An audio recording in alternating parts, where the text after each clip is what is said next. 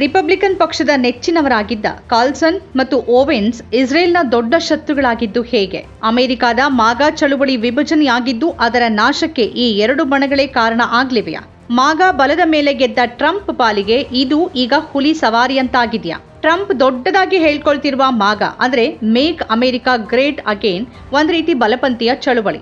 America ಮೊದಲು, ಉಳಿದಿದ್ದೆಲ್ಲವೂ ಗೌಣ ಎನ್ನುವ ಈ ನಿಲುವು ಸ್ಪಷ್ಟವಾಗಿ ಜನಸಂಖ್ಯೆಯ ದೊಡ್ಡ ಭಾಗಕ್ಕೆ, ಅದರಲ್ಲೂ ಯುವ ಬಿಳಿಯರ ಪರವಾದುದಾಗಿದೆ.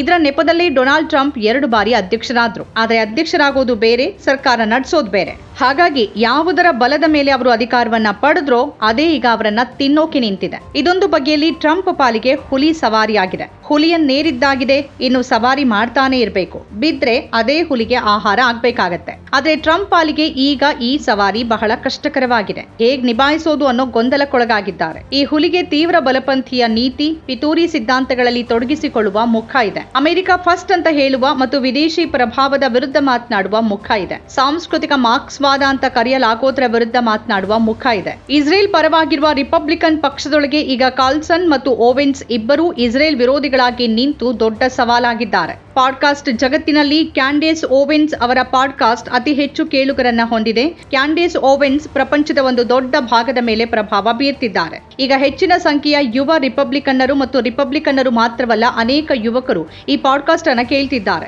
ಈ ಪಾಡ್ಕಾಸ್ಟ್ ನಿಂದ ಪಡೆದ ಮಾಹಿತಿಯ ಆಧಾರದ ಮೇಲೆ ಅವರು ಇಸ್ರೇಲ್ ಬಗ್ಗೆ ತಮ್ಮ ಅಭಿಪ್ರಾಯಗಳನ್ನು ರೂಪಿಸುತ್ತಿದ್ದಾರೆ. ಇದು ಅಮೆರಿಕದಲ್ಲಿ ಇಸ್ರೇಲ್ಗೆ ದ್ವಂದ್ವ ನಿಷ್ಠೆ ಹೊಂದಿರೋರಲ್ಲಿ ಸಾಕಷ್ಟು ಕೋಲಾಹಲ ಉಂಟು ಮಾಡಿದೆ. ಇನ್ನು ಟಕರ್ ಕಾರ್ಲ್ಸನ್ ಇರಾನ್ ಮೇಲಿನ ದಾಳಿ ಮತ್ತು ಗಾಜಾದಲ್ಲಿ ನಡೆಯುತ್ತಿರುವ ನರಮೇಧದ ನಂತರ ಅವರು ಇದರ ಬಗ್ಗೆ ತುಂಬಾ ಧ್ವನಿ ಎತ್ತಿದ್ದಾರೆ. ಅವರು ಬಹಿರಂಗವಾಗಿ ಮಾತನಾಡ್ತಿದ್ದಾರೆ. ಇಸ್ರೇಲ್ ಅಮೆರಿಕವನ್ನ ತನ್ನ ಸಂಘರ್ಷಕ್ಕೆ ಎಳಿತಿದೆ ಮತ್ತು ಇದರಲ್ಲಿ ಡೊನಾಲ್ಡ್ ಟ್ರಂಪ್ ಸೇರಿದ್ದಾರೆ ಅನ್ನೋದು ಅವರ ವಾದ. ಟ್ವಿಟರ್ ಹೊರತುಪಡಿಸಿ ವಿಶ್ವದ ಅತಿ ಹೆಚ್ಚು ಸಾಮಾಜಿಕ ಮಾಧ್ಯಮಗಳು ಅವರನ್ನ ನಿಷೇಧಿಸಿವೆ. ಅವರು ಯಹೂದಿಗಳು ಮತ್ತು ಇಸ್ರೇಲ್ ಬಗ್ಗೆ ತಮ್ಮ ಅಭಿಪ್ರಾಯಗಳನ್ನ ಬಹಿರಂಗವಾಗಿ ಹೇಳಿರೋದು ಕೋಲಾಹಲಕ್ಕೆ ಕಾರಣ ಆಗಿದೆ.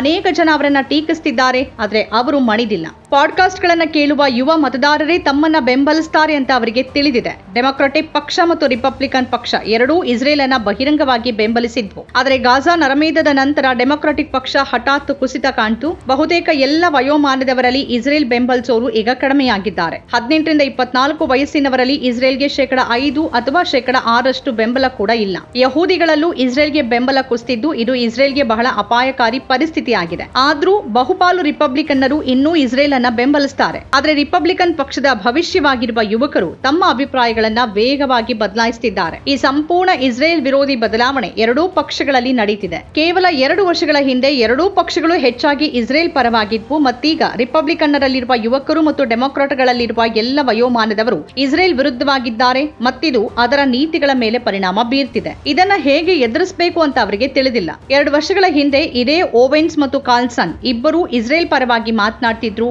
ಆದ್ರೆ ಈಗ ಅವರು ಹಾಗೆ ಮಾಡ್ತಿಲ್ಲ. ಅಮೆರಿಕದ ಅಸ್ತಿತ್ವವಿಲ್ಲದೆ ಇಸ್ರೇಲ್ಗೆ ಅಸ್ತಿತ್ವ ಇಲ್ಲ. ಆದರೆ ಇಸ್ರೇಲ್ ಅಮೆರಿಕದ ಮೇಲೆ ಒತ್ತಡ ಹೇರುತ್ತೆ, ತನ್ನ ಸ್ವಂತ ಲಾಭಕ್ಕಾಗಿ ತನ್ನ ನೀತಿಗಳನ್ನ ಪ್ರಭಾವಿಸುತ್ತೆ. ಇದು ಅಮೆರಿಕದ ಹಕ್ಕುಗಳ ಮತ್ತು ಅಮೆರಿಕದ ಹಿತಾಸಕ್ತಿಗಳ ವಿರುದ್ಧವಾಗಿದೆ. ಇದರ ಬಗ್ಗೆ ಇಲ್ಲಿ ಚರ್ಚೆಗಳು ಪ್ರಾರಂಭವಾಗಿವೆ. ನಮ್ಮ ಕಾರ್ಯಕ್ರಮಗಳನ್ನು ನೀವು ನೋಡ್ತಾ ಇದ್ರೆ ನಮ್ಮ ಚಾನೆಲ್ ಅನ್ನ ಸಬ್ಸ್ಕ್ರೈಬ್ ಮಾಡಿ, ಪಕ್ಕದ ಬೆಲ್ ಐಕಾನ್ ಒತ್ತಿ ನಮ್ಮನ್ನ ಬೆಂಬಲಿಸಿ. ಹಾಗೆ ನಮ್ಮ ಕಾರ್ಯಕ್ರಮಗಳನ್ನ ಲೈಕ್ ಮಾಡಿ, ಕಮೆಂಟ್ ಮಾಡಿ, ಅದನ್ನ ಬೇರೆಯವರಿಗೂ ವಾಟ್ಸ್ಆಪ್ ಮೂಲಕ ಶೇರ್ ಮಾಡಿ. ನೀವು ಹೀಗೆ ಮಾಡಿದಾಗ ನಮ್ಮ ಚಾನೆಲ್ ಮತ್ತಷ್ಟು ಜನರಿಗೆ ತಲುಪಲು ನೀವು ನಮ್ಮೊಂದಿಗೆ ಸಹಕರಿಸಿದ ಹಾಗಾಗುತ್ತೆ. ಇದು ನೀವು ಯಾವುದೇ ಖರ್ಚಿಲ್ಲದೆ ಕೆಲವೇ ಸೆಕೆಂಡುಗಳಲ್ಲಿ ನೀಡಬಹುದಾದ ಸಹಕಾರ. ಧನ್ಯವಾದಗಳು.